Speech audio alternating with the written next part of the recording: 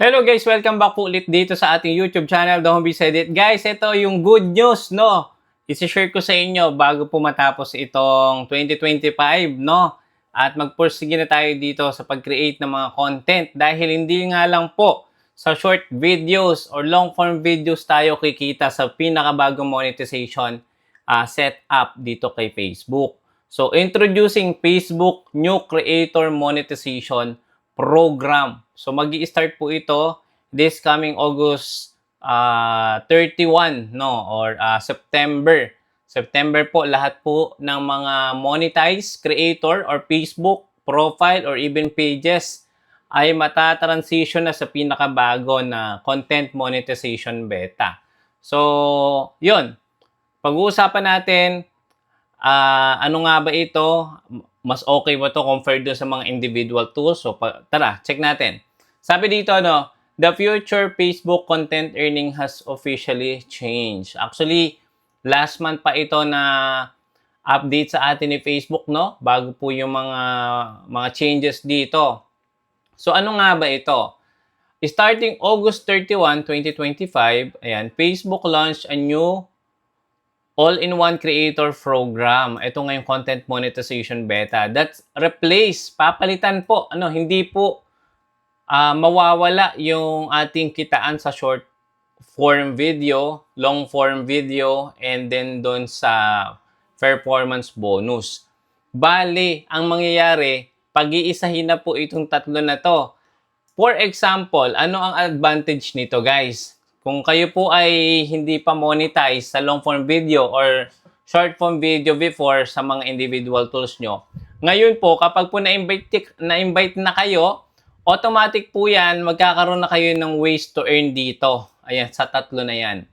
Okay? So, pwede nga kayong kumita sa long form video, sa short form video, sa photo, text, and stories. Which is napaka good news po niyan para sa ating lahat. Okay? Sabi dito, instead of separate monetization stream, creator will earn performance-based payouts across all content format. Which is good news para sa akin. Kung sa tingin niyo mas okay ito, yes, for me. Yun nga lang, ito Pansin ko nga lang dahil nga po, meron na din tayong mga kilala mga content creator and especially isa din tayo sa na-invite sa content monetization beta,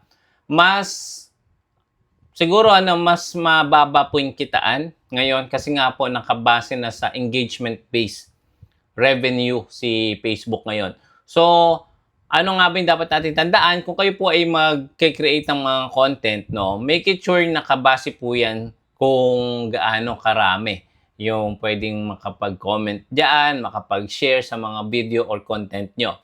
Like before, kahit 100,000, malaki na yung kita, di ba? 100,000, 500,000 views, even 1 million, matik na yan. May aabangan ka na na sahod. Pero, dito po kay content monetization beta, nung na-experience na nila ito, mas bumaba yung kita nila. Base lang po yan sa experience nila at base rin sa akin. Pero alam niyo naman, dahil nga bago pa lang ito, for sure, may mga pagbabago pa yan, may mga update pa yan sa mga susunod na taon or buwan, di ba? So maghintay lang tayo. So instead na ma-demotivate tayo dahil mababa ng kita, why not mag-produce tayo ng mga quality or engaging content na makakatulong, sa ating followers or viewers na mas mag-engage ng organic sa inyong mga posts or content. Ito nga yun, guys. Meta Content Monetization Beta. So, ito yung 5 compelling tips to maximize the new program. So, number 1, ito, master multi-format content. So, kung kayo nga po ay nagpo-post ng mga pictures, stories, or mga text posts before na nagbi-million views, nagbi-million comments, share, walang kita yan before, pero ngayon pwede na kayong kumita dyan. Dahil nga po, lahat po ng format ngayon ay pwede nang kumita. Lahat ng post natin, lahat ng ma-share natin sa profile or even pages natin is pwedeng kumita. So, i-take natin yung opportunity na yun para mas lalo tayong magkaroon ng mas maraming engagement or revenue, di ba? sa mga post natin, sa short videos, long form videos, text post, photo uploads, and even stories, 'di ba? All within the same payout structure. So makikita niyo po lahat 'yan doon sa isang tab ng content monetization, nakaka-category doon kung ano yung kinita nyo, kung magkano kinita nyo sa long form video, kung magkano kinita nyo sa short form video, sa photo, text, and stories. Makikita nyo yan. Sabi dito, don't rely on just one format. So marami po kasi nagbabase lang sa isang format which is talaga yung short form video. Pero ngayon, pwede na nga tayong mag-focus din sa photo, text, and stories. Ayan. Between short-form reels, engaging status updates, viral memes, and photo posts to boost overall engagement and earnings, 'di ba? So sabi ko sa inyo, nakabase na po sa engagement revenue ang kitaan ngayon. Number 2, activate nyo yung professional mode nyo. Kung kayo po ay naka-profile or kung kayo naman is naka-page, matic naman yan, meron na kayong professional dashboard. Doon nyo po makikita yung data analytics na kailangan nyo na i-consider, no? Lalong-lalo na sa mga susunod nyo na video upload. Kung ano yung pinaka-top performing videos doon, ano yung pinaka-maraming comments, maraming shares, maraming interactions.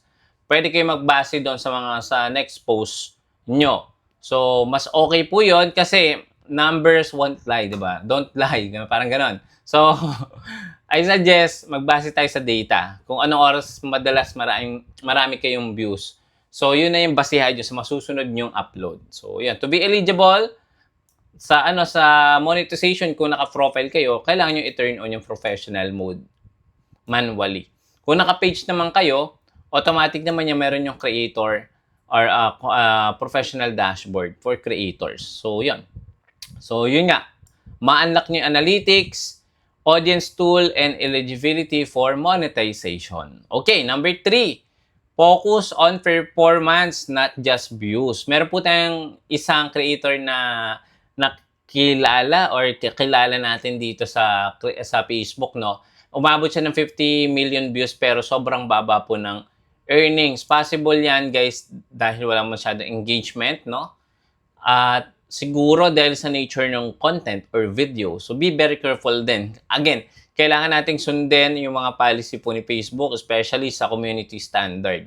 Kung ano ba yung pinoportray mo sa video, makakasama ba yan, makakabuti ba yan, makakapagbigay ba yan yung value, matututo ba yung viewers natin dyan, masisiyan ba in a positive way. So yun dapat yung goal focus natin sa pag-upload. Dapat yung makapagbigay value or may matututunan or may mabuting dulot. Yon, ganun. Okay, sabi dito, Facebook new payout system is engagement-based. Again, base po ito sa research na ginawa natin, kinonduct natin. So, I suggest, isipin nyo maigi kung yan ba ay magkakaroon ng maraming comments, share, or likes. So, yan, makakatulong. So, yun naman palagi yung ginugol natin is talagang, 'di ba, maging engagement, mas maraming engagement na makuha yung mga post natin. Pero hindi lang dapat tayo mag-post sa isang post lang. Meron kasi tayo nag-post tapos hindi naman masyadong nag-viral or walang masyadong views. Ayaw na natin mag-post. Hindi dapat ganun. Try natin, guys, mag-invent pa rin ng ng strategy or kumuha pa rin tayo ng mga tips based doon sa data or analytics natin, based doon sa creator na nakita natin na maraming views, comments, or reaction. So, doon tayo magbe-base. So, mga susunod nyo, pag-aralan nyo yan, guys. Lalong-lalo sa mga newbie, hindi po basta-basta yung pagpo-post na ngayon. Kailangan in just 3 seconds, no, mahook nyo kagad yung attention ng viewers or followers nyo. Kasi nga, ngayon yung tawag dito, retention rate, dapat ma-achieve nyo yan ng almost 80% or 100%. Mas okay po yun. Ano ba yung sinasabi ko? Ibig sabihin, kung meron kang 1 minute views or 60-second videos, dapat 40 seconds nun mapanood or matapos nila yung video mo para tumaas yung retention rate nyo. So, kapag tumaas yung retention rate nyo, mas sinasuggest po yan ni Facebook organically sa wider audience. Ganon po katindi kapag nakuha nyo yung hook in just 3 seconds or napag-aralan nyo yung system na na hookable post, no? Especially sa title, sa thumbnail, ganon. So, yun lang. Share ko lang sa inyo dahil nag-work naman sa akin yung how I increase retention rate no sa mga videos. Okay? So, that's mean you earn, ayan, kikita tayo from how people interact, ayan, doon sa ating content. Hindi lang pinanood nila. Hindi lang dahil nakakuha tayong millions of views. Dapat may interaction or comment. So, I suggest, lagyan nyo din ng tinatawag na call to action. Ano ba yung call to action, guys? Very useful tong call to action. Katulad nitong sasabihin ko sa inyo. Ayan, i-take note nito. Kung kayo po ay bago pa lang dito sa ating YouTube channel, don't forget to subscribe para po kapag meron tayong mga next updated video, manonotify po kayo. And click the bell icon. Ayan po sa may ibaba. So, yun po yung isang example ng call to action. So, kung hindi nyo yan nalalagay sa mga video nyo, possible, sayang yung opportunity na yung viewers na yun is mag-follow or mag-subscribe sa inyong video or sa inyong pages or profile. Or kung nasa YouTube kayo, magsusubscribe sila. Baka naman, di ba? So, parang ganon. So, yun yung call to action. Like, for example, kung mag-start pa lang kayo, sample, 1 minute video views. Katulad dito. Kung kayo po ay maraming natutunan sa ating content, consider nyo pong i-follow, like, and share nyo po yung content natin para po mas marami tayong matulungan. So, yun po yung isang call to action. I-consider nyo yun para po mas marami kayong makuha likes, comment, and share. So, yun po yung isa sa interaction or organic engagement. Okay, so ito yung tip. Ayan, sa number 3 natin. Create content that spark, ayan, it spark reactions. Ayan, 'di ba? Comments or even shares, 'di ba? So ask question in caption. Use interactive stories and reply to comments to increase engagement. So, eto yung sinasabi ko sa inyo, no, kung kayo po ay super busy na creator at wala na po tayong oras para makapag-reply, makapag-like, or makapag-kwentuhan dyan sa comment section, I suggest kung kaya nyo mag-hire ng isang social media manager, no, na sila lang yung mag-assist doon sa inyong post, no, na replyan yung mga comment, or kung meron kayong mga businesses or mga products na ino-offer online, pwede kayong kumuha ng mga ganon na magre-reply lang para siyang assistant doon sa inyong pages or profile. Actually, ginagawa na yun ng mga kilalang content creator. So, ganun talaga kasi hindi naman suggested na yung auto-response na tinatawag sa comment section kasi bawal na po yan kay Facebook. Yung nagli-link po tayo ng mga third-party services na may auto-like, auto-comment, pwede po yan sa page. Pero ginagamit yan usually ng mga services or mga products. Pero kung ano lang tayo, creator, I suggest organic or yung manual or individual yung magre-reply. Kung kaya nyo po. Pero kung hindi nyo na kaya, pwede kayo mag-hire ng assistant. Kung kayo po ay meron ng millions of followers, millions of views, di ba? So, pwede silang bayaran or ano na po yan, internal na po na pag-uusap po yan. Pero ayun lang yung suggestion. Kung hindi nyo na po kaya mag-reply, doon sa libo-libong nagme-message, nagko-comment sa inyo. Positive man yan or negative. Okay? So, number 4 tip, follow monetization policy. Yan, strictly. Napakahigpit po ngayon ng monetization. Lalong-lalo na kung kayo po ay newbie pa lang dito at wala pa kayong idea kung ano yung mga video na ipopost nyo, ano nga ba yung dapat at tama na video or nature ng content na ipopost ninyo. Marami po tayong na-encounter na mga restrictions or violation, especially sa atin mismo, na-experience natin yan. Naban tayo, actually, yung Facebook ko ngayon is still suspended kasi nga nakapag-post tayo ng multiple post sa isang page. So, bawal po yun. Yung nagiging spammy yung ating pagpo-post. So, dapat aware po tayo sa mga ganon. Especially sa partner content and yung community guidelines policy. Sabi dito, the new system, less forgiving than before. Totoo po yan. Ako nga po. Again, mag 8 days na hindi pa bumabalik yung account ko dahil nga po meron tayong mga na-post na over sa mga groups. Bawal po yan kasi possible mare-report or nagiging spammy. Katulad nito, ayan, policy violation, spam, misleading content, copyright issues can immediately disqualify your page or profile from monetization. So, totoo po yan, ano?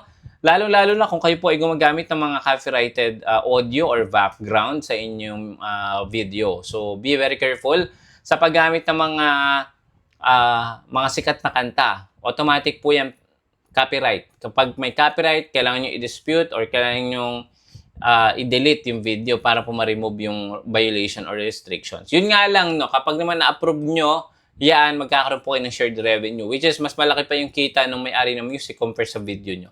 So, I suggest, meron po tayong tinatawag na Meta Business Suite or Facebook Creator Studio.